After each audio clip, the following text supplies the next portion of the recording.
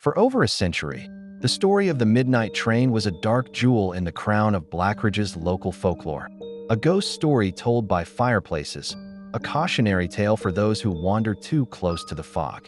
They spoke of its founder, Silas Blackridge, and the unholy pact he made to defy death, resulting in a spectral prison on wheels.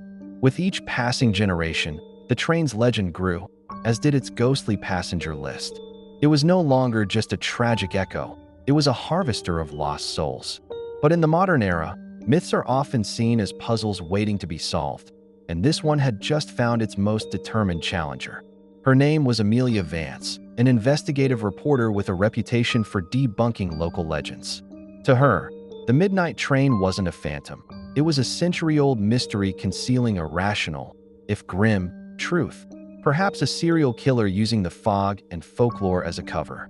She immersed herself in the legend, her apartment becoming a chaotic tapestry of old maps, witness interviews, and astronomical charts detailing moon phases and fog patterns. She was going to catch a ghost, but she planned to do it with data and high-definition cameras. She pinpointed the upcoming anniversary of the original derailment, a night historically plagued by the thickest fog, as her moment of truth. On that fateful night, Amelia set up her vigil near the old ravine. The air grew unnaturally cold, and a fog, thicker than any she had anticipated, rolled in, silencing the forest. It was then she heard it, not the roar of a modern engine, but a faint, mournful whistle from a bygone era. A single, piercing headlight cut through the oppressive gray. The Midnight Train had arrived. It was silent, wreathed in mist, its iron form exuding a palpable cold. A carriage door slid open with a soft, groaning invitation. Every instinct screamed at her to stay back, but a stronger, unseen force pulled her forward. This was the story, this was the truth. She raised her camera, took a deep breath, and stepped across the threshold, convinced she was documenting history. The door sealed behind her with a sound like a final breath, and the train, along with Amelia Vance, dissolved back into the fog. Her disappearance was assigned to Detective Harding, a man who built his career on facts, not folklore. He found Amelia's abandoned car, her notes, and her primary camera. Most of the footage was hours of silent, waiting fog. It was corrupted, but showed 30 seconds of an impossible reality. The spectral train emerging from nowhere, the door opening, and then a sudden jolt before the file cut to static. Harding was a pragmatist, but he couldn't ignore the evidence.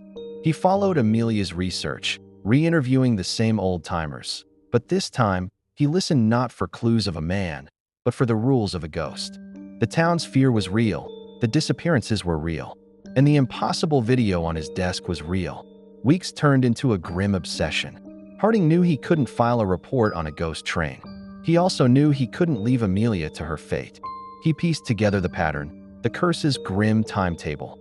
On the next night of the new moon, with the forecast promising a deep fog, Harding drove to the ravine.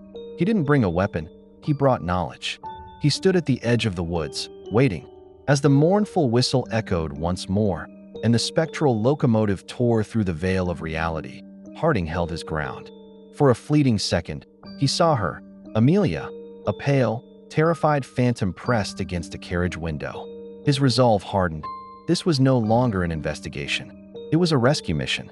As the train glided to a halt, a door creaking open just for him, Harding stepped forward to board the Midnight Train, determined to pull its secrets and its latest victim back from the abyss. Darkness swallowed the carriage.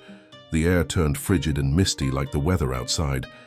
Shelby could hear something moving, slithering between the seats. First it was a scrape, then a whisper. And then, a voice. It came from right behind him. "You shouldn't have boarded this train, Detective." He felt a breath against his left ear. He spun with his gun drawn, but there was nothing to shoot there. The train lurched again, sending the passengers sprawling. This time, the old man's briefcase burst open on impact, scattering photographs across the floor. Photos of June Henshaw. But they weren't normal photos, no. There were photos of her sitting right here on this train. The same seat, same expression. Only in the last photo, her eyes were gone. The lights suddenly flickered back on, but the train had changed. The windows had become a black void, and the seats were no longer empty. Pale, hollow-eyed passengers sat in them, all staring straight ahead, frozen in death, and among them June. The young journalist turned her head slowly, weeping black through her empty sockets. "We never left, Detective." The train screamed, its metallic structure twisted, and the walls started to close in on them. Shelby staggered backward as the fog poured in through the windows and filled his lungs, pulling him under, and then silence again. The midnight train to Blackridge was never found. It had vanished without a trace along with its 7 passengers. But sometimes, on foggy nights, if you listen carefully to the tracks, you can still hear it passing.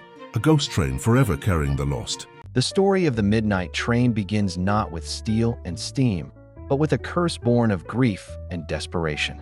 It all started with Silas Blackridge, the founder of the town that would one day bear his name.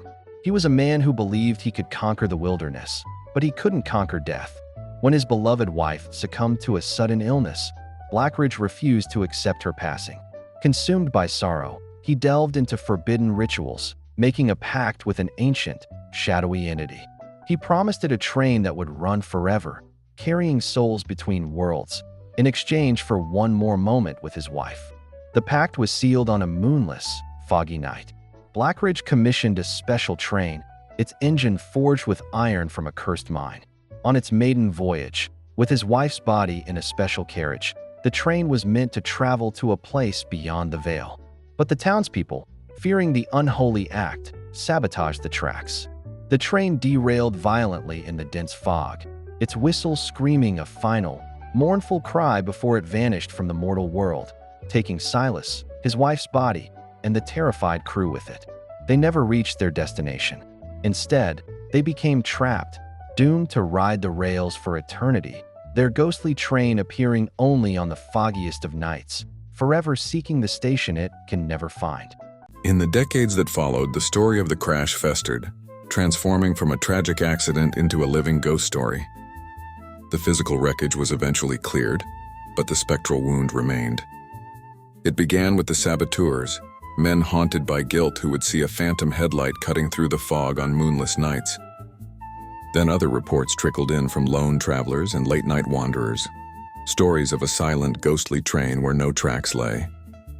With each telling, the legend grew, and so did the train's malevolence. It was no longer just a phantom echo, it was a predator. They began to call it the Midnight Train of the Lost, for people who vanished on foggy nights were said to have become its unwilling passengers. The train, born of one man's grief, now harvested the lost and the lonely, adding their spectral forms to its silent, ever-growing congregation, forever bound to its cursed journey.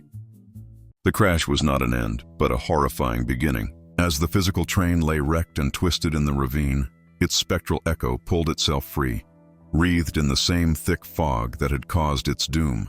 Silas Blackridge, now a spirit bound to the engine, saw the horrifying price of his pact. He was the master of a ghost train. His crew and the few unfortunate passengers aboard were now his eternal companions. The shadowy entity he had bargained with had kept its word, but in the most twisted way imaginable. He had his moment with his wife, an eternity of it, but as silent, cold spirits trapped together. The train's first journey as a phantom was one of confusion and terror. The ghostly conductor, his lantern casting a light that illuminated nothing, walked the aisles, trying to collect tickets from passengers who could no longer speak. They passed through familiar landscapes that were now gray and lifeless, their own town of Blackridge appearing as a distant, unreachable dream. The train was no longer bound by physical tracks. It rode on the rails of memory and regret, its whistle a lament for the world it had lost. It had become a vessel for the lost, a permanent scar on the fabric of reality, forever repeating its final, fateful journey into the fog.